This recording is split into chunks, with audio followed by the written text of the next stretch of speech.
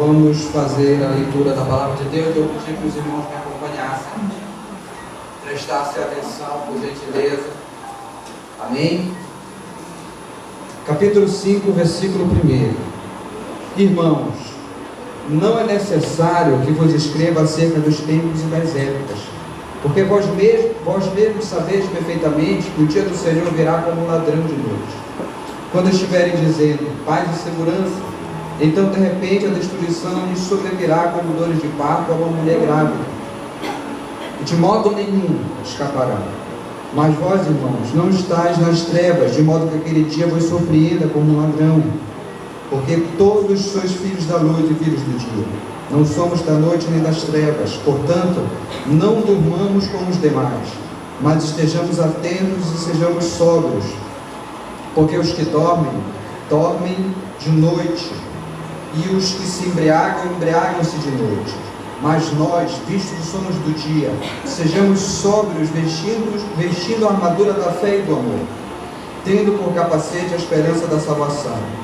Porque Deus não nos destinou para a ira, mas para alcançarmos a salvação por nosso Senhor Jesus Cristo, que morreu por nós, para que, quer atentos, quer dormindo, com Ele vivamos. Por isso, aconselhai-vos e edificai-vos mutuamente, como de fato já estáis fazendo. Amém? Vamos curvar as nossas cabeças em oração. Senhor nosso Deus, queremos te render graças, te agradecemos, Senhor, por esse momento do aprendizado da tua palavra. Ó Senhor, abre os nossos entendimentos, abre nossos corações, para que a gente possa receber a tua palavra. Ela venha penetrar no mais profundo de nossos corações. É isso que oramos e te agradecemos, em nome do Senhor Jesus Cristo. Amém. Amém? Amém. Todos estão a postos?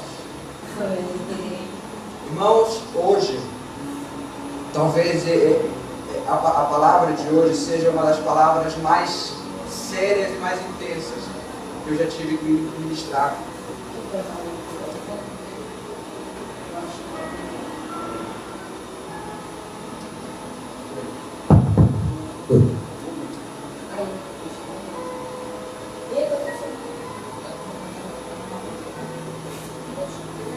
O volume da mesa. Não é o microfone, é o volume, já está no máximo aqui.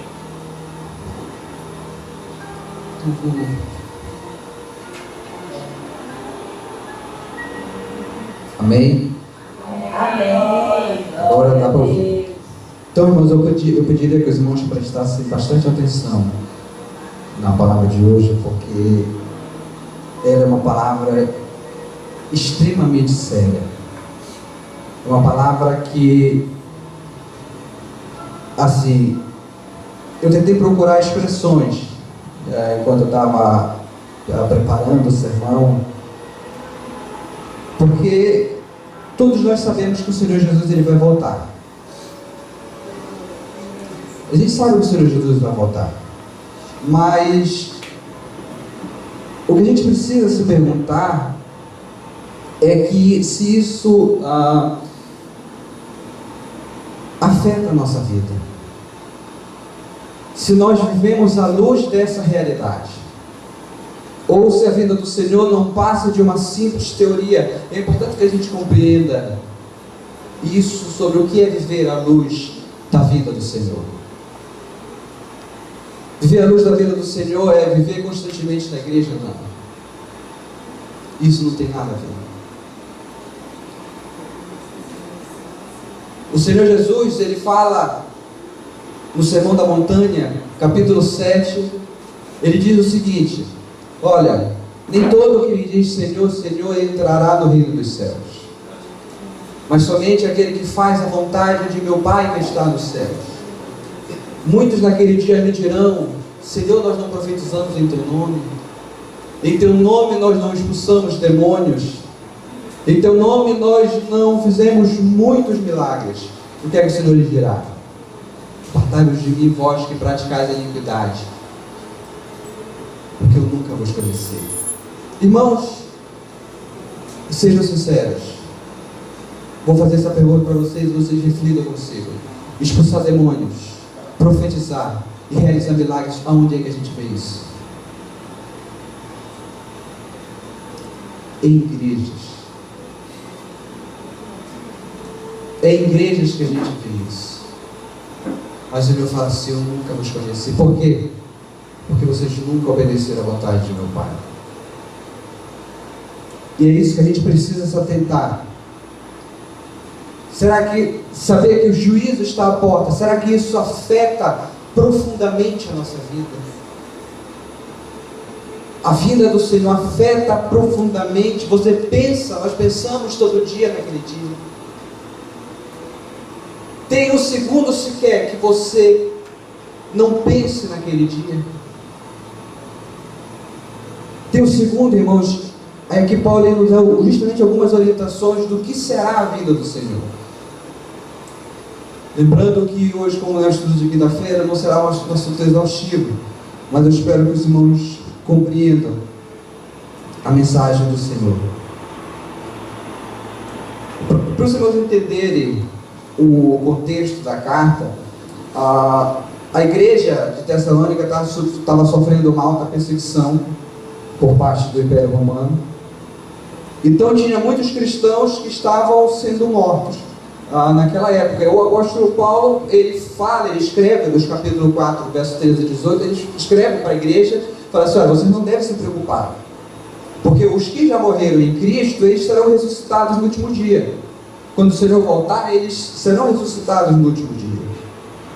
E agora Paulo, ele se dirige aqui, a partir do capítulo 5, justamente àqueles que ficarem vivos para o dia do Senhor, para o dia da vinda.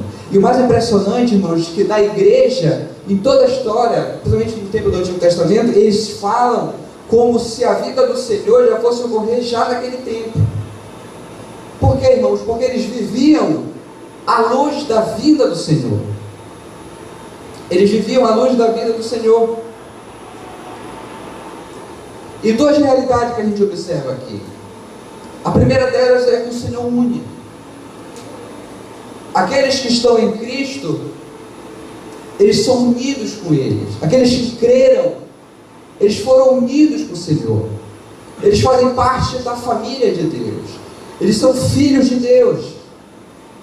Mas esse mesmo Senhor que une, Ele é o mesmo que divide também.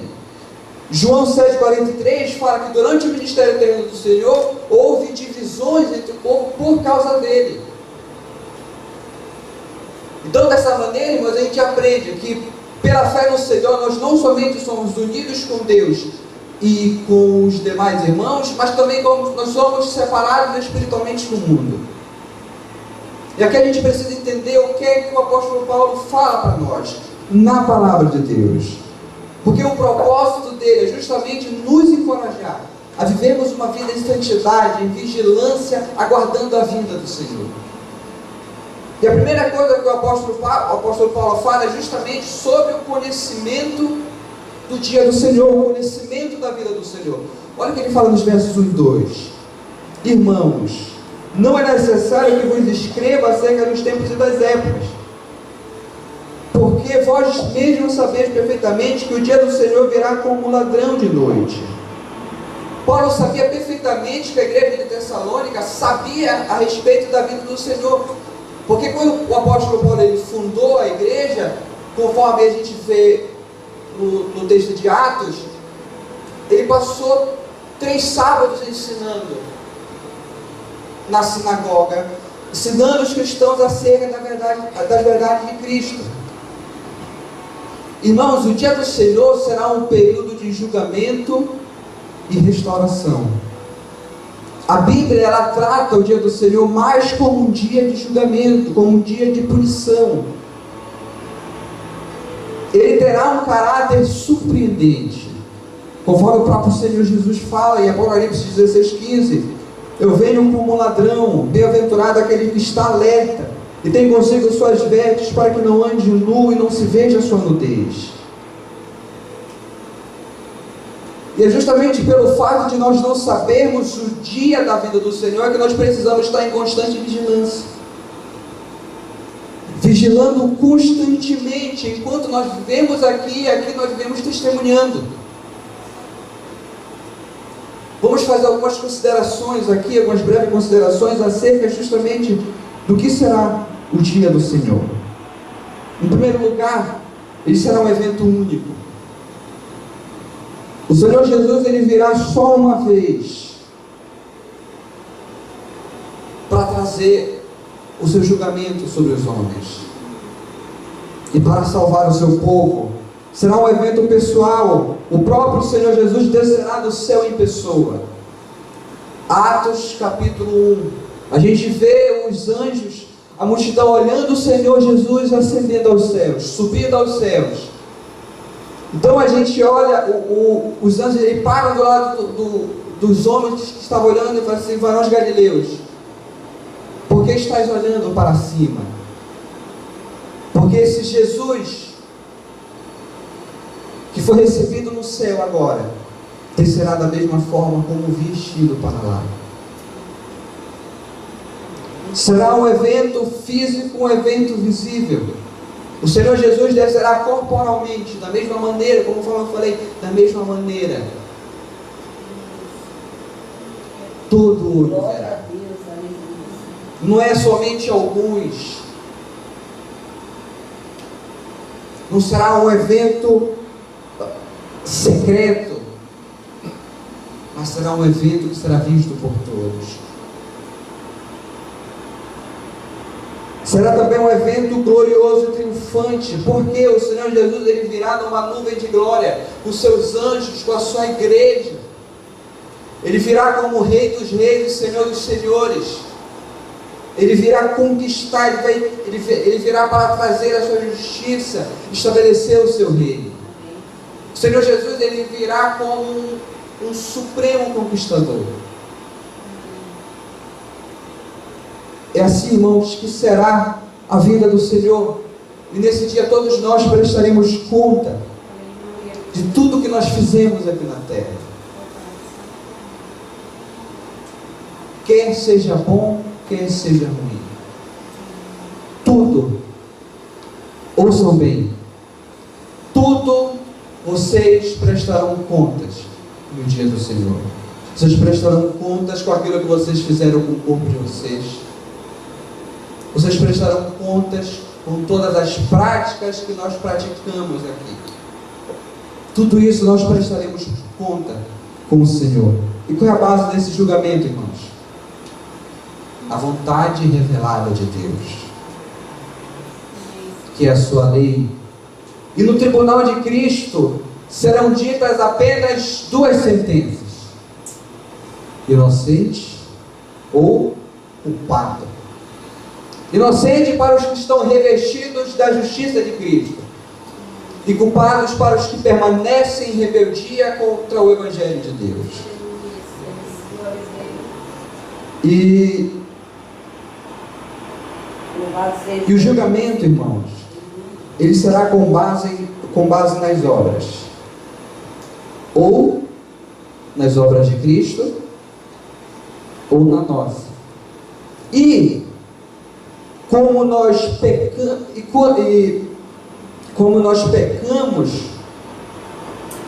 contra o Deus Santo, como de fato nós fazemos constantemente, quão desesperadamente nós precisamos da justiça de Cristo.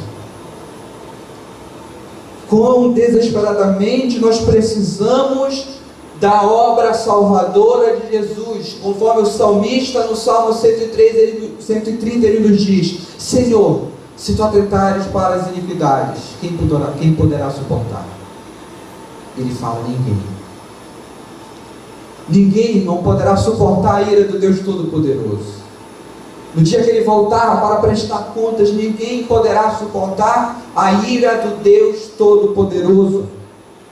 Mas talvez você possa me perguntar: e a respeito daqueles que nunca ouviram do Evangelho? Uma coisa é certa na palavra: Deus, ele não pune inocente.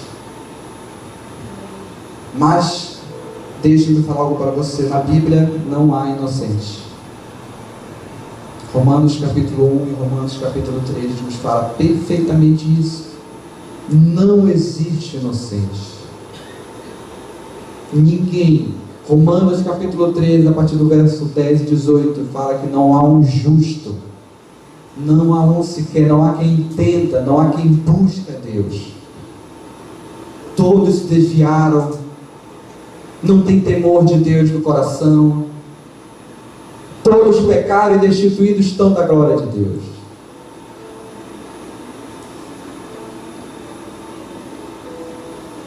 Romanos capítulo 1, verso 18, fala que a ira de Deus se manifesta do céu contra toda impiedade e justiça dos homens que detêm a verdade pela injustiça. E por que eles fazem isso? Porque, veja, Deus tem duas revelações. Uma é a sua palavra e a outra é a criação. Em primeiro lugar, o homem ele rejeita a Deus pela criação. Romanos capítulo 1 fala, porque o que de Deus se pode conhecer é conhecido perante todos por meio das coisas que foram criadas. Por essa razão os homens são indesculpáveis. Mas talvez você possa se alegar, mas eu creio que Deus é o Criador de todas as coisas. Eu creio que há só um único Deus, mas permanece em rebeldia contra o Evangelho do Filho. De maneira que todos somos indesculpáveis perante o Senhor. Naquele dia, irmãos, atentem para isso, porque naquele dia não haverá uma segunda chance. Às vezes nós enchemos a nossa boca para falar que aqui a nossa vida é um inferno. Acho que muitas vezes já falou isso, né? A minha vida é um inferno. Nossa vida nem se compara de quão terrível será o inferno. A gente não tem nem ideia. O sofrimento que a gente passa aqui nessa vida nem se compara. Você tem noção do que é agonizar? Conforme Jesus fala, que lá haverá choros e ranger de dentes, durante uma eternidade, consciente. A gente não tem noção, irmão, do sofrimento eterno que será. Mas o mais impressionante é que quando a gente fala sobre o dia do julgamento, são poucos os que dão importância, senão alguns. E a esses que dão importância, a esses que creram no Senhor Jesus, lhes é ordenado que vigiem, estejam alertas. Mateus 24, 42, 44 diz assim: portanto vigiais, pois não sabeis em que dia vem o vosso Senhor. Mas compreendei isto: se o dono da casa soubesse a que hora da noite o ladrão viria, vigiaria e não deixaria arrombar a sua casa. Por isso ficai também preparados, pois o Filho do Homem virá numa hora em que não esperais. Mas para os escolhidos, irmãos, a vinda do Senhor será um dia de alegria indescritível. Para aqueles que creram, será um dia de uma alegria que a gente não poderá descrever aqui. Aqui a gente nem consegue conceber a ideia da vinda do Senhor. O próprio Senhor disse: eu vou e voltarei para vos buscar, para que aonde eu estiver, vocês estejam também. E naquele dia, irmãos, conforme Mateus 24, verso 30 e 31 diz: aparecerá no céu o sinal do Filho do Homem, todas as nações da terra se lamentarão e verão o Filho do Homem vindo com poder e grande glória sobre as nuvens do céu. E ele enviará seus anjos com um alto som de trombeta, os quais reunirão seus escolhidos desde os quatro ventos, de uma a outra extremidade do céu. O apóstolo Paulo continua que a característica, falando sobre a característica dos últimos dias. Verso 3 e 4 vai ser caracterizado por expectativas e surpresas. Expectativa por parte dos que creem, expectativa na vinda do Senhor, e surpresa por parte dos que não creram, por parte dos descrentes. Verso 3 e 4 diz assim: quando estiverem dizendo paz e segurança, então de repente a destruição lhes sobrevirá como dores de parto a uma mulher grávida, e de modo nenhum escaparão. Mas vós, irmãos, não estáis nas trevas, de modo que aquele dia vos surpreenda como um ladrão, porque todos sois filhos da luz e filhos do dia. Não somos da noite nem das trevas. E aqui, irmãos, essa expressão, paz e segurança, nos traz a ideia aos falsos profetas do Antigo Testamento, os falsos líderes do Antigo Testamento, principalmente no texto de Jeremias, capítulo 6, onde eles falavam a paz, haja paz, mas quando na verdade não havia paz. E essa é a característica, irmão, dos descrentes. Eles desfrutam de uma falsa paz e uma falsa segurança. Eles pensam que por não acontecerem nada com eles, por não haver nenhum tipo de julgamento ainda, eles podem viver da maneira como entendem, entregues ao pecado. Confiam na sua saúde perfeita,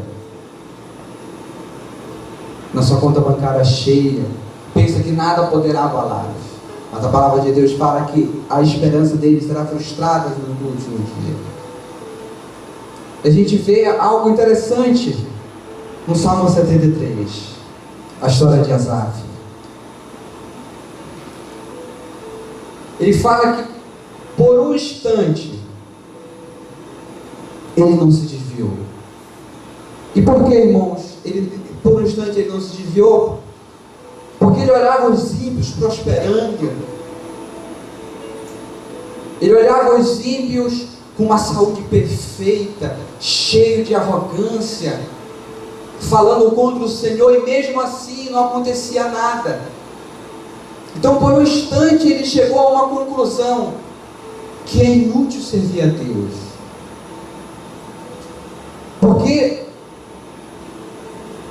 ele raciocina assim: veja, a gente se dedica a vida para ti, e só coisa ruim nos acontece.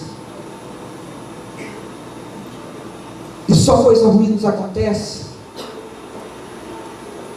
Até que no final ele chega, a Bíblia fala que ele entra no santuário de Deus e vê o final. O final dos ímpios. Vê o final que o Senhor tem reservado para aqueles que permanecem em desobediência a Ele. Para aqueles que continuam em desobediência. De modo que Asaf entende algo interessante. O Senhor Deus, Ele ilumina a mente de Asaf, e Asaf, ele compreende uma verdade que a gente deveria compreender. É que nós não temos nada no céu além de Deus. E aqui na terra nós não devemos desejar nada além do Senhor.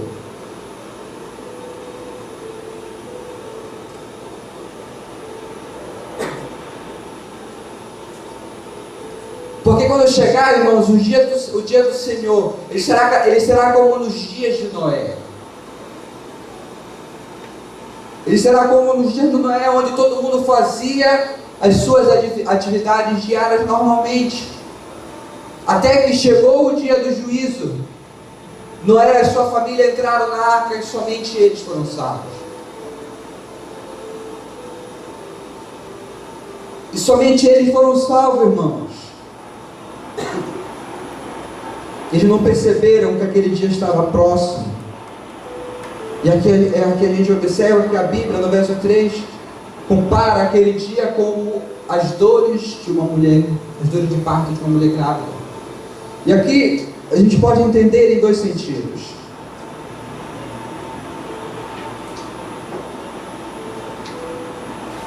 Em primeiro lugar, porque será imprevisível.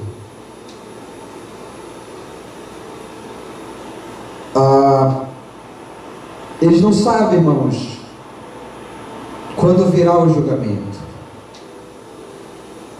Ele não sabe quando virá o julgamento, até que o julgamento os pegue de surpresa. Em segundo lugar, será inevitável. Assim como uma mulher grávida não pode evitar as dores de parto, assim também eles não conseguirão evitar o julgamento. E fala também, a ideia que nos traz aqui é sobre a gravidade do sofrimento que está por vir. E aqui, irmãos, ele nos deixa bem claro quão terrível será a vinda do Senhor para os que não creem. Porque a vinda do Senhor significará a destruição deles. A vinda do Senhor, irmãos, será o dia que o Deus justo destruirá todos os seus inimigos e os inimigos do seu povo. Será final e total. Mas a Bíblia fala aqui que nós não estamos no escuro, de modo que aquele dia nos pegue de surpresa. Pois os que creem, eles são filhos da luz, porque a luz do próprio Deus ilumina sobre eles. O verdadeiro crente, ele vive na expectativa da vinda do Senhor. Ele vive na expectativa, eles estão num estado de felicidade eterna. E a Bíblia usa a imagem aqui, dia e noite, trevas e luz, justamente para expressar a condição espiritual do ser humano. E quando ela fala luz e dia, dá a entender justamente, o texto significa justamente aqueles que estão no relacionamento íntimo com o Senhor e conhecem acerca do dia da sua vida. E conhecem acerca do dia da sua vida, e por isso eles ficam atentos. Mas aqueles que estão em trevas, em luz, eles estão totalmente separados de Deus e com ignorância acerca das coisas de Deus e principalmente da sua vida. E é por essa razão que nós somos chamados a ficarmos alertas, vigilantes. Capítulo 6, versículo 6 e 8, o apóstolo Paulo fala: fiquem alertas, portanto não durmamos. Aqui o verbo dormir aqui é justamente a ideia de estar desatento. Precisa entenderem, porque lá na frente tem a mesma palavra que ela se encontra, o significado é diferente. Então ele fala: portanto não durmamos como os demais, mas estejamos atentos e sejamos sóbrios, porque os que dormem, dormem de noite, e os que se embriagam, embriagam-se de noite. Mas nós, visto que somos do dia, sejamos sóbrios, vestindo a armadura da fé e do amor, tendo por capacete a esperança da salvação. E aqui nós somos chamados a ficarmos alerta, irmão, justamente o significado de sóbrio e embriaguez, que trazem um oposto entre si. Aqui o sóbrio é justamente aquela pessoa que se encontra com os olhos bem abertos, com os olhos atentos, ao contrário da embriaguez, que é onde a pessoa se encontra sonolenta, dormindo, se encontra desatenta. Veja, irmãos, quando o perigo está próximo, os bêbados não têm consciência do que passa. Os que estão embriagados não têm consciência do que passa. Eu me lembro de uma situação que aconteceu recente. Eu estava na Padre Júlio e apareceu um senhor que ele estava bastante alcoolizado. Ele estava no meio da rua, ele parou do lado do carro. Ele sabe que a Padre Júlio é uma rua bastante movimentada. E ele estava totalmente embriagado, ele parou do lado do carro e ele ficava cambaleando, os carros passando próximo dele, e a gente chamava ele para vir para próximo do carro e ele não dava atenção. Ou seja, ele não fazia ideia do que estava acontecendo ao redor dele. É a mesma forma, aqueles que se encontram desatentos.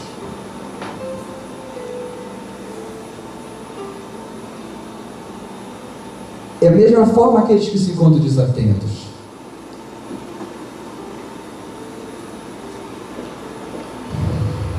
É por essa razão, irmãos, que uma vez que nós somos filhos da luz, ou pelo menos nós nos intitulamos filhos da luz, a gente não pode mais viver como se nós ainda fôssemos das trevas, como se nós ainda não conhecêssemos o Senhor. O apóstolo Paulo fala em Romanos 13, fazer isso compreendendo o tempo, que já é hora de despertar do sono, porque a nossa salvação está agora mais perto do que do início, quando cremos. A noite já está avançada e os dias se aproximam. Deixemos de lado as obras das trevas e revistamos das armas da luz.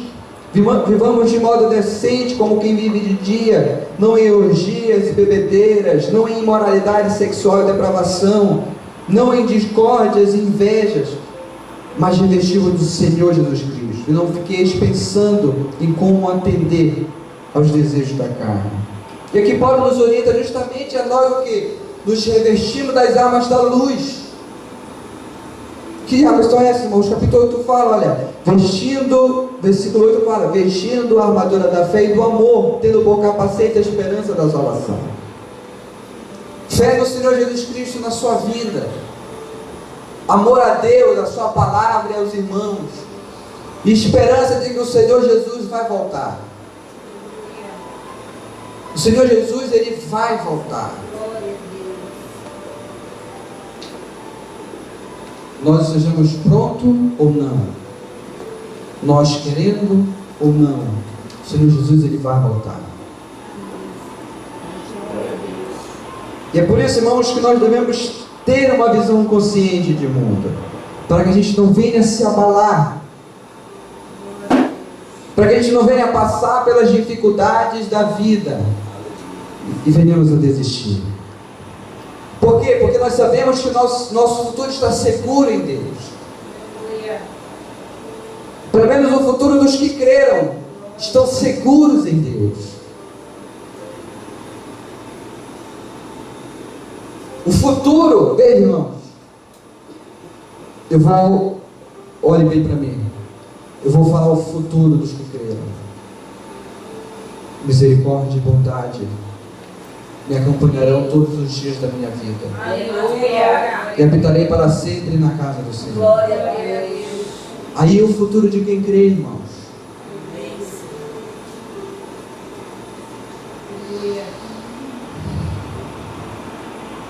Por isso, viva cada dia dedicado ao Senhor. Viva cada dia obediente à palavra de Deus. Porque a tua vida, olha, ele é assim, ó. A qualquer momento o Senhor pode te chamar para prestar contas. Hebreus capítulo 9, verso 27, ao homem foi ordenado morrer uma só vez, vindo logo em seguida o seu juízo. Pensa bem na nossa vida. A qualquer momento o Senhor pode nos chamar. A qualquer momento o Senhor pode nos chamar, irmãos. E dando prosseguimento, o apóstolo Paulo fala nos versículos 9 e 11 sobre salvação e julgamento. Porque Deus não nos destinou para a ira, mas para alcançarmos a salvação por nosso Senhor Jesus Cristo, que morreu por nós, para que quer atentos, quer dormindo, como eu falei ainda agora, aqui dormir é no sentido de morrer, de morto, com Ele vivamos. Por isso aconselhai-vos, edificai-vos mutuamente, como de fato já estás fazendo. Os que creram, irmãos, não precisam temer o dia do julgamento, porque aqueles que creram verdadeiramente, eu não estou falando crer falsamente, estou falando crer verdadeiramente. Os que creram verdadeiramente não precisam temer, porque eles já passaram da morte para a vida, e o juízo de Deus não está perante eles. Mas qual é a base dessa segurança, irmãos? Está em nós? A base da segurança está em nossa perseverança? Não, a base da nossa segurança está na obra de Cristo, na obra salvadora do Senhor Jesus Cristo. Não está na nossa bondade. Romanos capítulo 5 fala: mas Deus prova seu amor para conosco ao ter Cristo morrido por nós quando ainda éramos pecadores. Assim agora, justificados pelo seu sangue, muito mais ainda seremos por ele salvos da ira. Qual é a base da nossa segurança, irmãos? a justiça salvadora de Cristo. Não é porque você faz bem, não é porque você ajuda o próximo, mas a base da nossa segurança de que o Senhor voltará para nos buscar é que com o seu sangue Ele comprou homens para si. Glória a Deus. Aleluia. Aqueles que creem são propriedades do Senhor. Deus enviou seu Filho ao mundo para salvar pecadores. Deus enviou seu Filho ao mundo para salvar pecadores, de maneira que todo aquele que nele crê não entre em juízo condenatório. Conforme Paulo fala em Romanos capítulo 8, versículo 1: assim nenhuma condenação há para os que estão em Cristo Jesus. Conforme o próprio Senhor Jesus, Ele nos diz: em verdade vos digo que quem ouve a minha palavra e crê naquele que me enviou tem a vida eterna e não vai a julgamento, a juízo condenatório, mas já passou da morte para a vida. João capítulo 5, verso 24. Irmãos, a gente precisa compreender algo sobre quem é o Deus que nós servimos. O Senhor, Ele não é um velhinho de cabeça branca que fica sentado numa cadeira. Está pronto para atender todos os nossos desejos. O nome disso é Papai Noel, isso é outra coisa.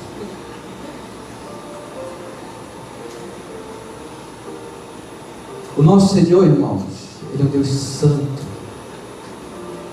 Ele é um Deus perfeito. Um Deus que criou todas as coisas para o louvor da sua glória. Criou o homem à sua imagem, conforme a sua semelhança.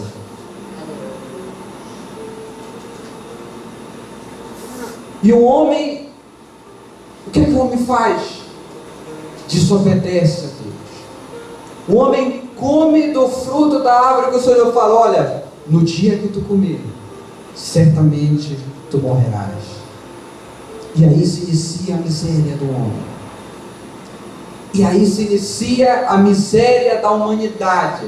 Irmãos, não é política que vai resolver o problema aqui, porque o nosso problema ele é mais profundo. Não é a educação.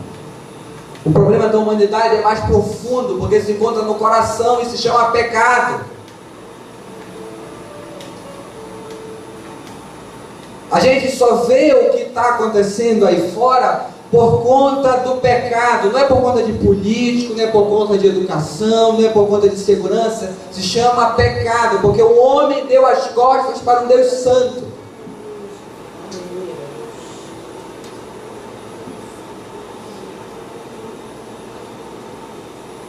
E a gente observa algo interessante que a Bíblia fala, que Deus ele é um Deus justo. A gente fala: não, Deus vai me perdoar porque Ele é Deus em amor. Deus é justo.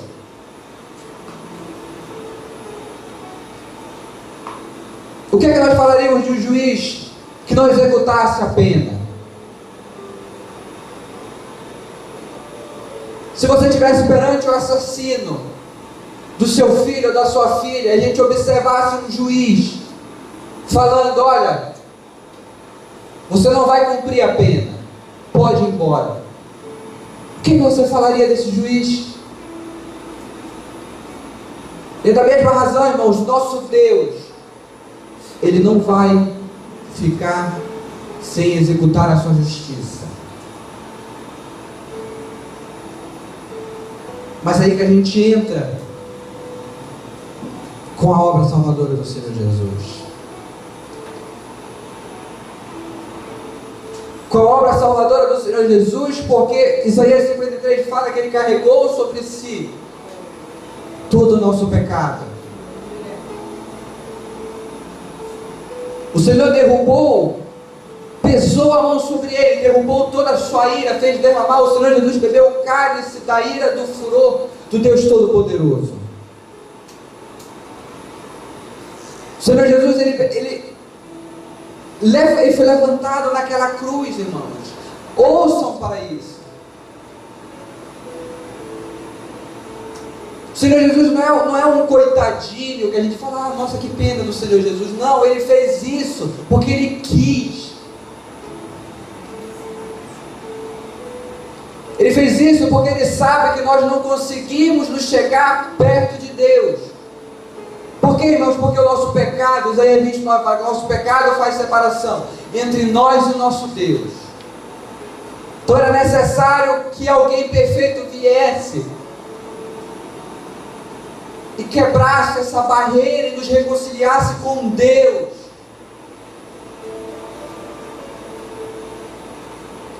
E foi isso que o Senhor Jesus ele fez. Ele suportou a ira do Deus Todo-Poderoso. Ele morreu por pecadores, e por pecadores ele intercedeu, de modo que na cruz ele diz: Pai, não lhes impute aquilo que eles estão fazendo, porque eles não sabem. Perdoa o que eles estão fazendo.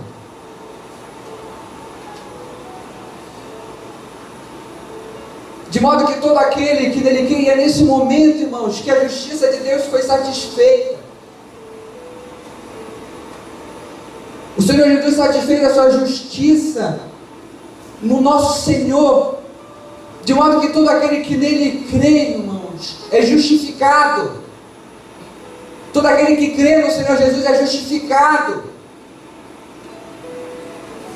Ele não suportará a ira do Deus Todo-Poderoso, porque ele fala aqui, olha, justificado pelo seu sangue, muito mais ainda seremos salvos da ira que está por vir. Porque, irmão, veja, nós sabemos que o Senhor virá. E até que, pelo menos que na teoria, a gente até anseia por essa vinda. Mas algo que a gente precisa temer é que isso seja apenas uma ideia na nossa mente, que isso não afete profundamente a nossa vida. Que a vida do Senhor não afete a nossa vida. Por isso nós somos chamados a vigiarmos e perseverarmos no caminho de Deus.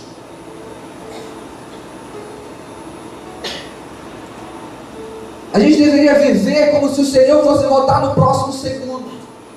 Não amanhã, mas no próximo segundo. Para que a gente não seja pego de surpresas. A gente deveria orar pedindo, clamando: Senhor, grave a eternidade dos meus olhos.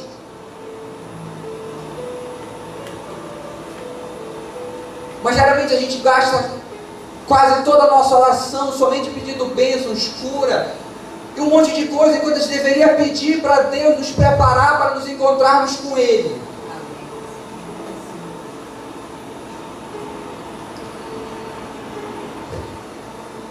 E é por essa razão, irmãos, que nós devemos deixar o pecado de lado e se esconder no Senhor.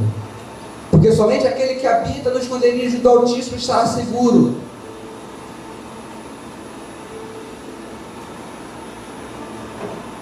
Creia na obra salvadora de Deus, porque é somente ela, irmãos, que irá te livrar daquele dia. E como eu falei, irmãos,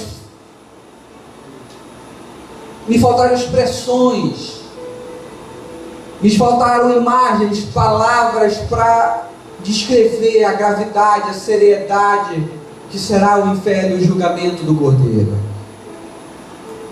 Mas lembre-se o que Hebreus capítulo 10, verso 31 fala: quão horrível é cair nas mãos do Deus Todo-Poderoso, do Deus vivo. Não tema homens, não tema demônios. Hoje, o grande mal da igreja é a gente temer demônios. Tema aquele que tem poder de lançar o corpo e a alma no inferno.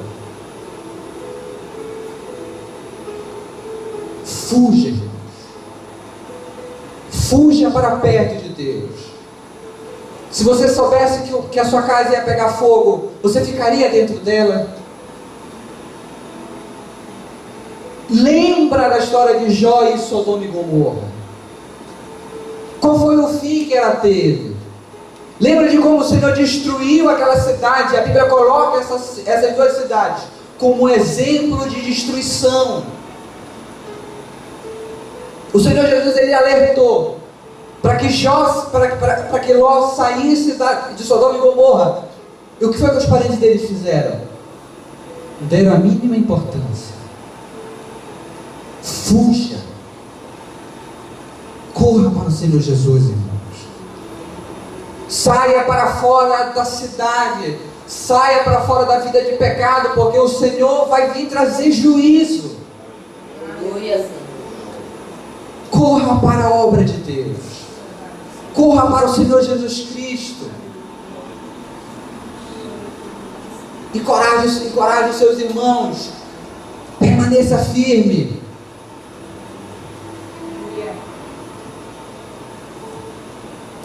Porque, irmãos,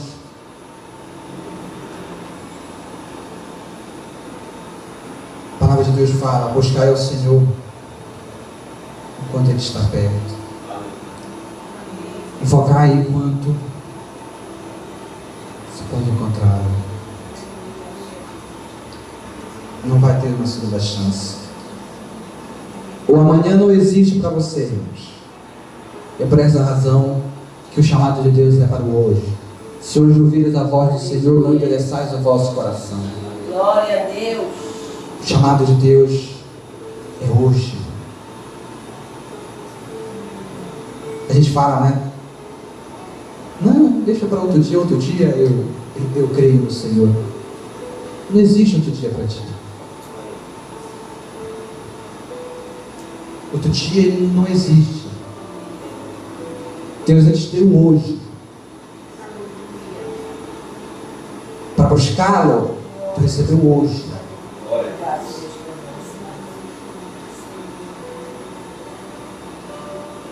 Poderia ser que assim quando eu acabasse, essa minha mensagem o Senhor te tomasse. E aí?